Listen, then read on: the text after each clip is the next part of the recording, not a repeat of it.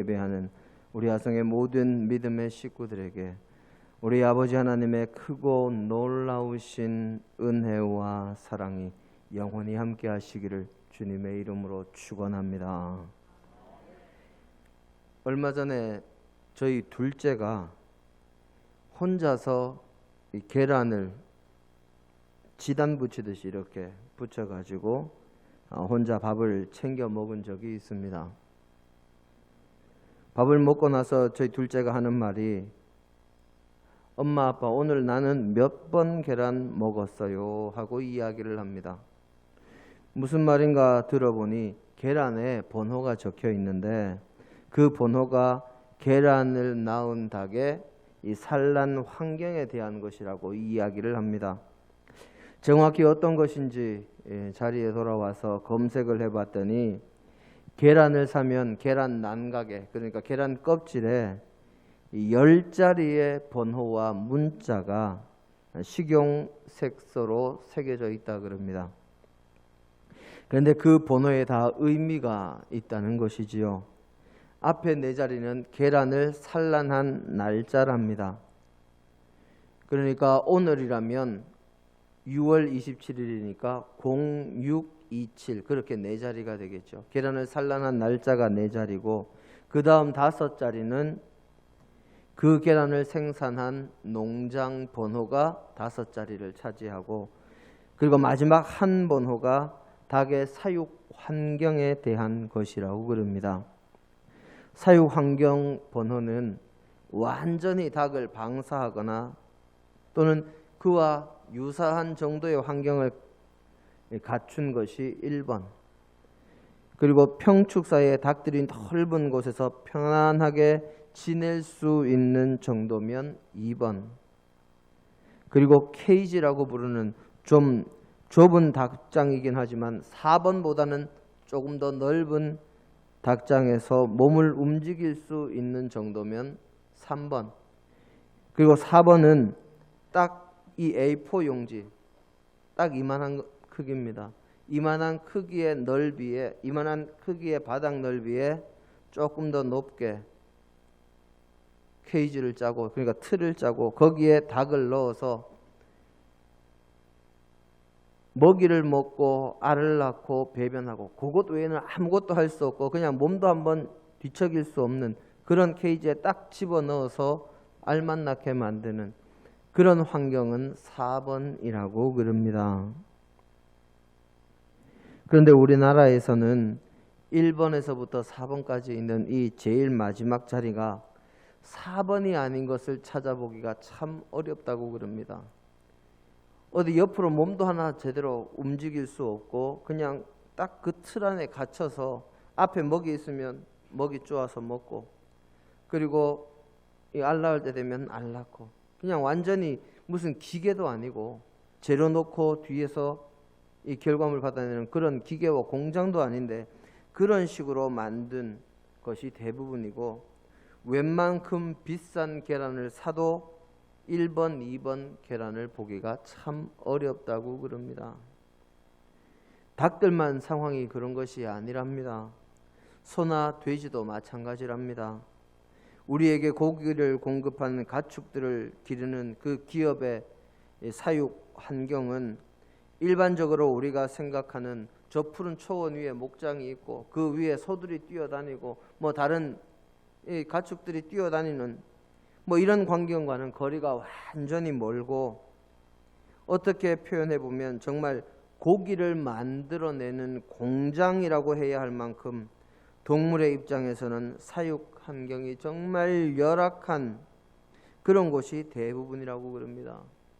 우리가 흔히 이야기하는 소고기 등급에서 제일 좋다고 하는 등급이 툭불이라고 제가 들었습니다. 뭐 툭불에도 여러 등급이 있다고 그럽니다만은 그 툭불이라는 등급, 그것은 이 마블링이라고 하는 것, 그것이 얼마나 지방이 얼마나 고르게 이 고기에 잘 배어 있는가 하는 것에 따라서 판정하는 것이 그 고기 등급이라고 그럽니다.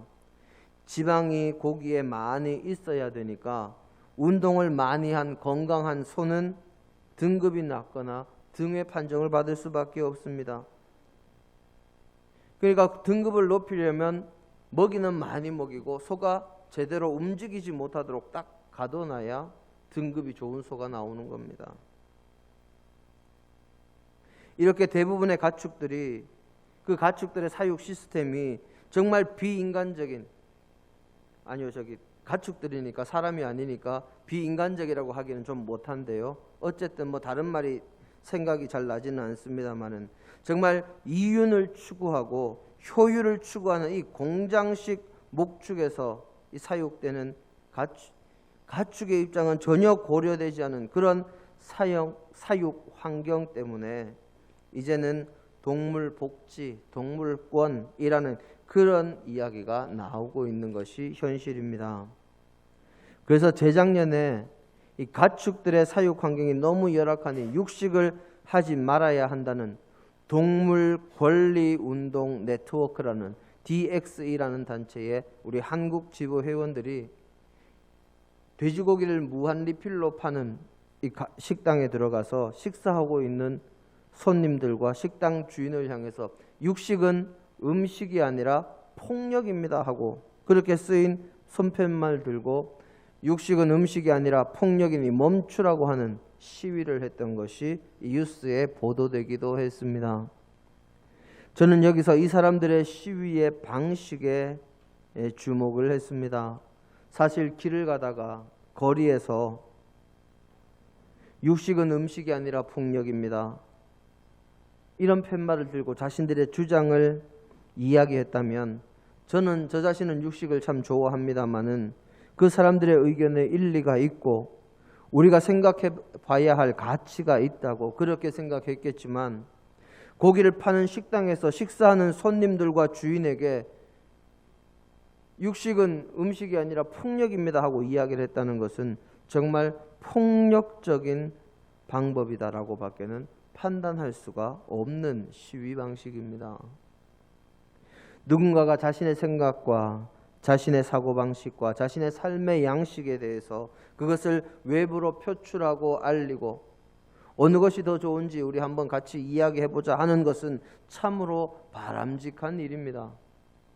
하지만 그것이 자신의 생각과 자신의 사고방식과 자신의 삶의 양식을 다른 사람에게 강요하는 것으로 변질되면 그것은 더 이상 건강한 의사 표현이 아니라 강요요, 폭력이 되는 것입니다. 내가 고기 먹지 않으니 당신도 먹지 마시오. 동물의 사육 환경이 나쁘니 육식을 하는 것은 동물에 대한 폭력이며 만약 그 육식을 하면 동물의 사육 환경을 나쁘게 하는 거기에 동참하는 것이니 당신도 폭력을 행하는 거야. 그렇게 이야기하는 말을 거리도 아니고 고기를 먹는 식당에서 들으면 그 식사하면 사람들은 얼마나 기분이 나쁠까요? 그리고 자신들의 방식만 옳다고 주장하는 그 의견이 받아들여지겠습니까? 식문화 자체를 옳다 그러다 하는 것은 폭력이요, 강요요, 오히려 자신이 편협한 편견을 가지고 있는 사람임을 드러내는 것입니다. 그보다 먼저 사육 환경이 좋지 않으니 그 환경을 변화시키자 하는 것이 오히려 올바른 모습이 될 것입니다. 내가 하지 않는다고 남도 하지 않아야 한다는 것은 자신만이 옳다는 교만의 또 다른 모습입니다. 거기에 자신의 방식만을 따라와야 한다는 것도 교만의 또 다른 모습입니다. 라떼는 말이야 하고 시작하는 것도 예전에 자신의 경험을 내세우면서 거기에 맞추라는 교만의 또 다른 모습입니다. 이런 모든 일들의 기저에는 그 바탕에는 자신만이 옳다는 것과 자신의 생각과 자신의 사고방식이 옳다는 교만이 자리 잡고 있는 것이요.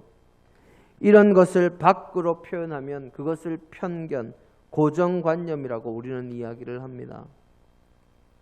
편견과 고집, 고정관념이 바로 우리가 경계해야 할 교만의 또 다른 이름입니다. 성경은 우리에게 이야기합니다. 우리 잠언서 16장 18절 말씀을 한번 볼까요? 잠언서 16장 18절의 말씀입니다.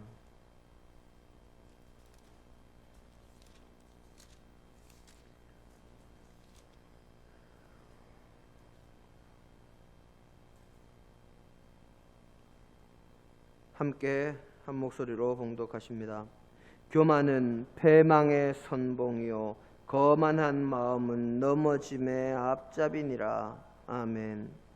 성경은 교만은 패망의 앞잡이요 거만한 마음은 넘어짐의 앞잡이다, 그렇게 표현을 합니다. 정말 믿음의 사람은 교만에서 멀어지는 사람이 되어야 합니다. 신명기서 8장 14절 말씀은 교만은 사람을 하나님에게서 멀어지게 만드는 것이다 하고 그렇게 기록하고 있습니다. 거기에 사무엘하 22장 28절은 교만은 하나님 앞에서 비천해지는 지름길이다 이야기를 합니다. 하나님은 교만한 자를 낮추시고 겸손한 자를 높이시는 분이기 때문에 그렇습니다. 이 사무엘하 22장 28절의 말씀은 사울이 겸손히 행할 때는 왕이 되었지만 그가 교만해서 하나님을 잊고 하나님의 말씀에 불순종할 때 그가 왕위에서 내쫓기리라는 말씀을 받았고 결국 그는 비참하게 인생을 마감하게 됐습니다. 교만은 비천해지는 지름길임을, 높아지는 지름길이 아니라 비천해지는 지름길임을 잊지 마시기를 바랍니다. 우리 열왕기하 19장 28절 말씀을 함께 볼까요?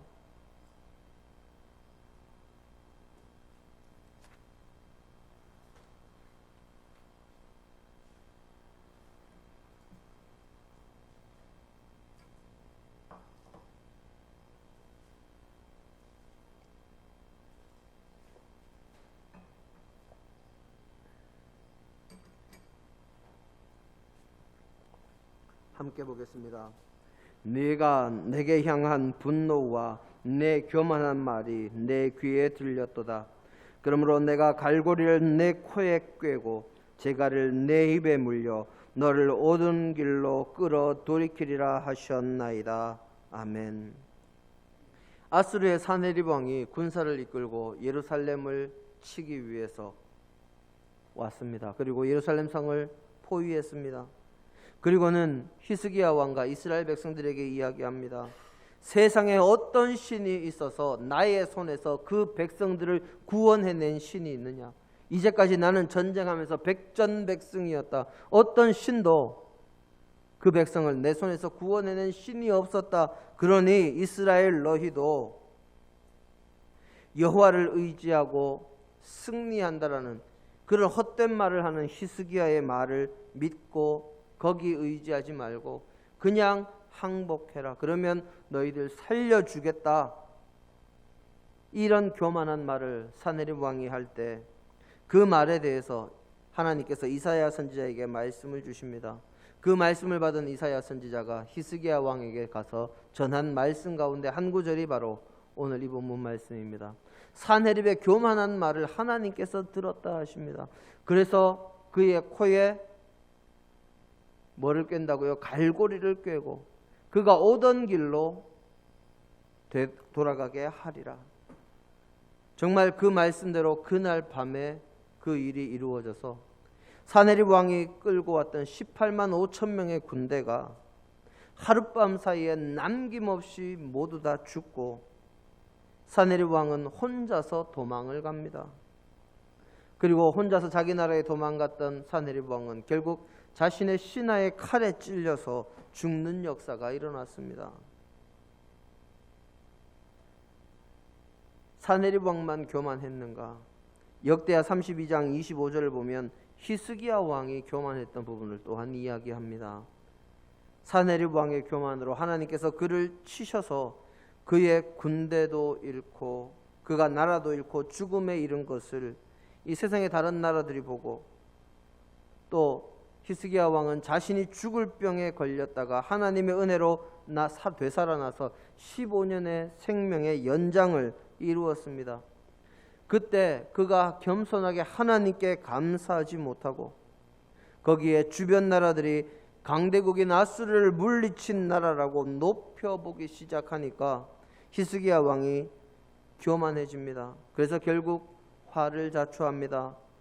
새롭게 아수르를 대신하여 강대국 위치에 오를 바벨론에서 히스기야 왕이 병에 걸렸다가 나았다는 것을 축하하는 의미로 염탐하는 사신들을 보냈는데 그 사신들 앞에 이스라엘 왕궁의 모든 것을 보여줍니다.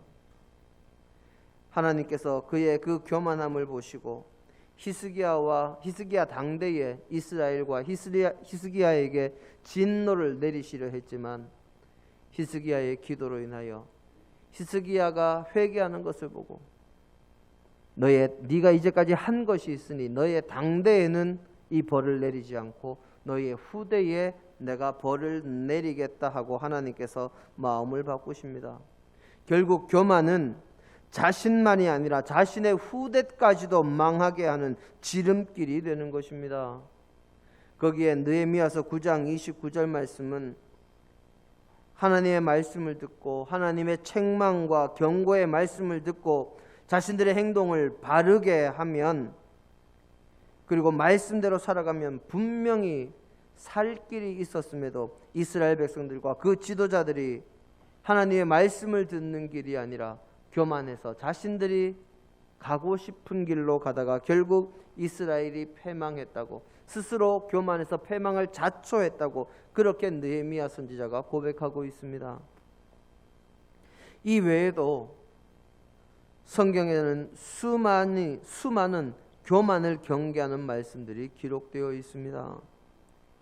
그래서 수많은 믿음의 사람들이 교만은 안 된다, 교만해지지 말아야지, 나는 정말 겸손하게 신앙생활해야지 하고 그렇게 결단하고서 세상에 나가서 살아가고 신앙생활을 한다고 하는데 어느 순간 가만히 보면 자신의 생각대로 하는 것이 좋고 자신의 방식대로 하는 것이 좋고 자신의 경험을 내세우며 그대로 따라오라는 모습, 바로 교만과 짝하고 있는 모습을 우리는 어렵지 않게 볼 수 있습니다. 바로 자신의 생각, 자신의 방식, 자신의 경험 이런 것들을 내세우고 고집하는 것이 교만의 또 다른 이름, 편견과 고집과 고정관념이라는 것을 미처 깨닫지 못하기 때문입니다. 나의 틀, 나의 사고방식, 나의 것만을 고집하는 것이 교만이 아니고 겸손한 모습이라고 이야기할 수 있겠습니까? 한 번만 더 생각해 보면 누구나 쉽게 알 수 있는데 수많은 사람들이 자신의 생각과 자신의 경험과 자신의 방식만을 고집하는 것이 자신의 틀만이 옳다고 생각하면서 라떼 이즈 홀스, 나 때는 말이야 그렇게 이야기하는 것을 교만이라고 생각하지를 못합니다. 이제라도 기억하시기 바랍니다. 내 방법, 내 생각, 나의 사고방식, 나의 생각의 틀, 나의 경험만을 내세우고 옛날에는 나 때는 말이야 내 생각에는 하는 그 순간 우리는 이미 교만에 사로잡혀 있다는 것을 말입니다. 나병에 걸렸던 아람의 왕족이요 아람의 전쟁 영웅이었던 나하만 장군이 자신의 병을 고치기 위해서 이스라엘의 선지자 엘리사를 찾아왔습니다. 그런데 고침을 받지 못하고 돌아갈 뻔한 사건이 있었습니다. 그때 나왔던 말이 바로 내 생각에는 하는 말입니다. 우리 열왕기하 5장 11절 말씀 한번 보시겠습니다.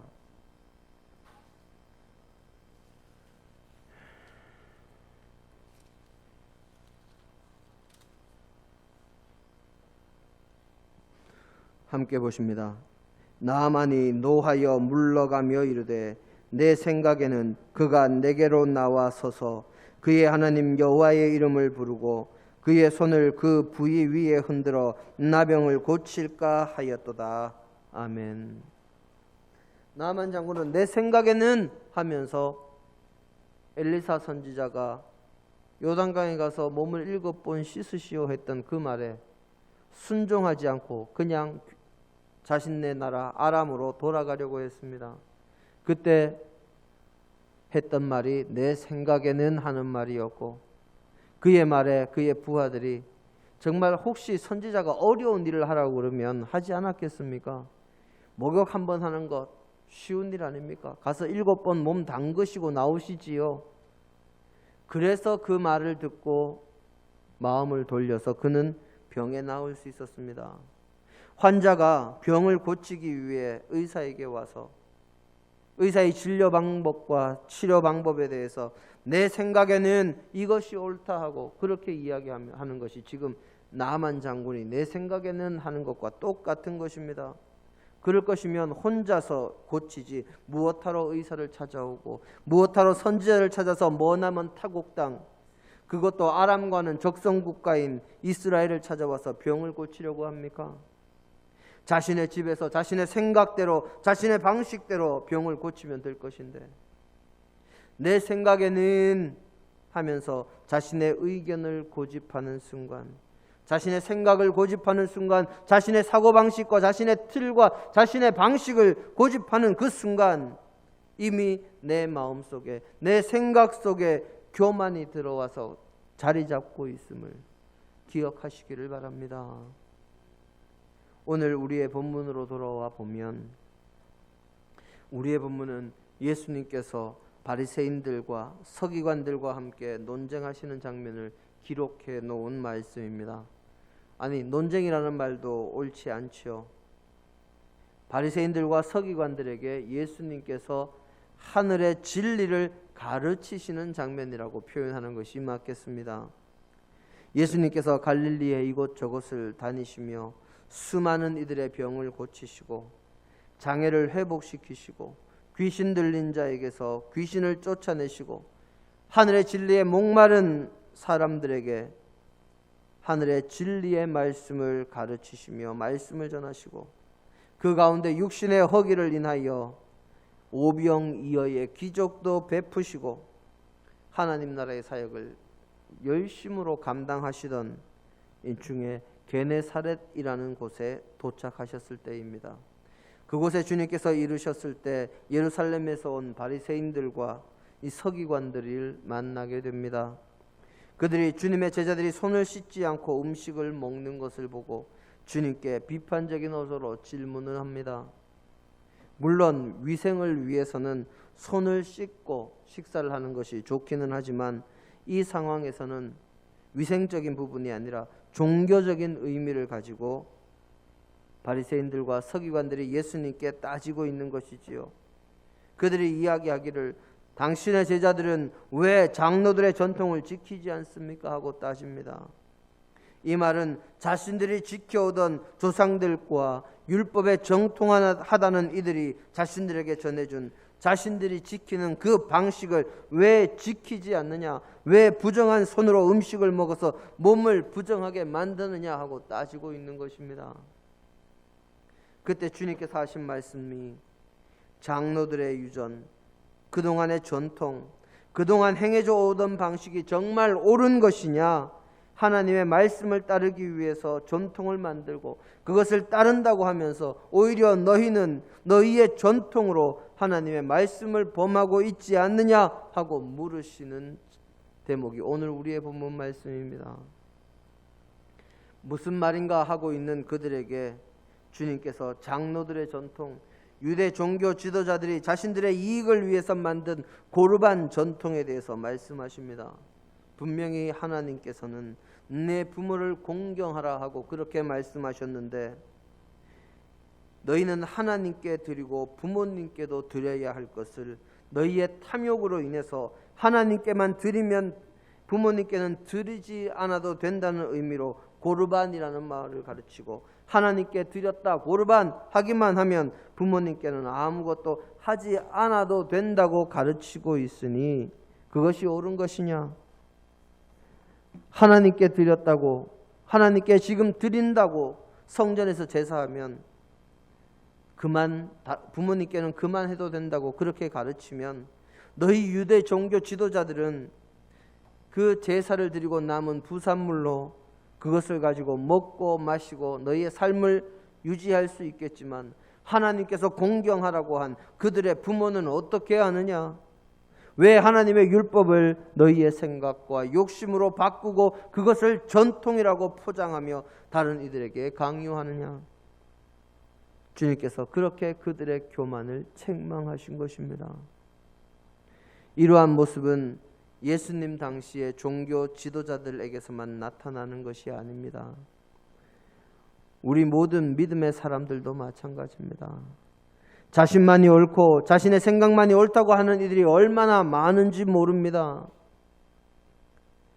이제는 면직이 돼서 목사님이라고 불리지 않습니다마는 그 전광훈이라고 하던 분은 예전에 이명박 후보를 찍지 않으면 자신이 생명책에서 그 사람 이름을 지워버리겠다고 그렇게 이야기를 했습니다. 또 성도가 자기 성도인지 아닌지 알아보려면 남자에게는 인감, 여자에게는 말씀드리기가 조금 그렇습니다만은 그렇게 가져와 보라고 하면 안다고 그렇게 이야기를 했습니다. 성도는 하나님의 백성이지 목사의 개인 소유물이 아닙니다.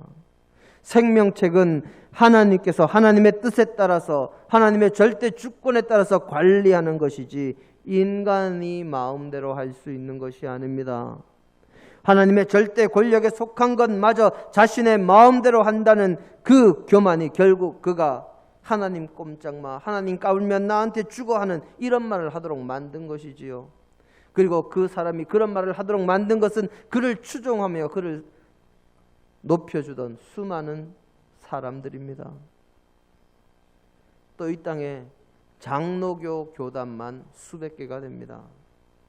우리 기장교단은 예장에서 갈라져 나온 이후에 그대로 하나의 교단으로 그대로 유지해 가고 있고 더 이상 갈라지지 않았습니다마는 예장교단은 저희가 갈라져 나온 다음에도 수없이 분열해서 지금 예장교단 간판을 단 교회들 가운데 군소교단들의 수는 그 누구도 정확하게 파악하고 있는 사람이 없을 정도입니다. 교단 분열의 핵심은 바로 교만 때문입니다. 자기만 옳다, 자기의 생각, 자신의 신앙의 방식만이 옳다, 그러다 보니 교단의 분열이 시작되는 것입니다.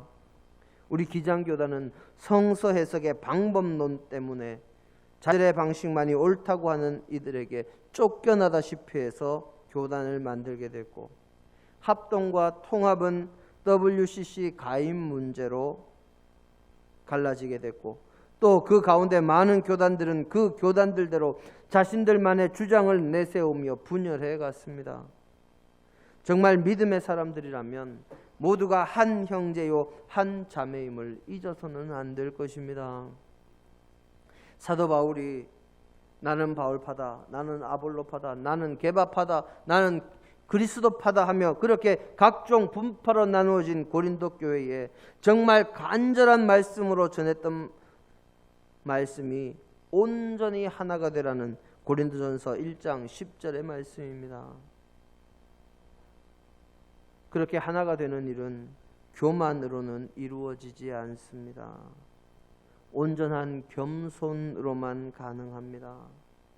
서로가 온전히 합하는 것은 교만으로 자신의 생각과 자신의 주장만을 내세우는 것으로는, 자신의 경험과 자신의 방식만을 내세우는 강요와 폭압으로는 결단코 이룰 수 없는 것이요, 교만은 모두를 흩어지게 만들며 스스로에게는 패망의 선봉이 됨을 모든 믿음의 사람들이 잊어서는 안 될 것입니다. 사랑하는 성도 여러분, 우리가 멀리하고 유의해야 할 것이 바로 교만입니다. 하지만 그 교만의 다른 이름이 자신의 생각과 자신의 방법과 자신의 경험과 자신의 것을 다른 이에게 강요하는 편견과 고집과 고정관념임을 우리는 너무나 자주 잊고 살아갑니다. 잊지 마시기 바랍니다. 자신의 생각과 자신의 방식과 자신의 경험을 내세우며 그것을 타인에게 강요하는 것은 고집과 경험이라는 탈을 쓴 교만이요 폭력임을 기억하시고, 교만의 다른 이름들에 대해서도 멀어지는 지혜롭고 겸손한 성도님들이 다 되시기를 주님의 이름으로 축원합니다. 나만이 옳고 어떤 한 가지만 옳다고 주장하는 것이 아니라 다른 사람의 생각과 의견에도 귀를 기울이고 인정할 줄 아는, 언제나 열린 마음 열린 태도로 하나님의 말씀에만 충실한 믿음의 자녀가 되어서 사람의 생각으로 하나님의 말씀을 범하지 않는 귀한 주님의 자녀들이 되시기를 주님의 이름으로 간절히 축원합니다. 함께 기도하십니다. 아버지 하나님,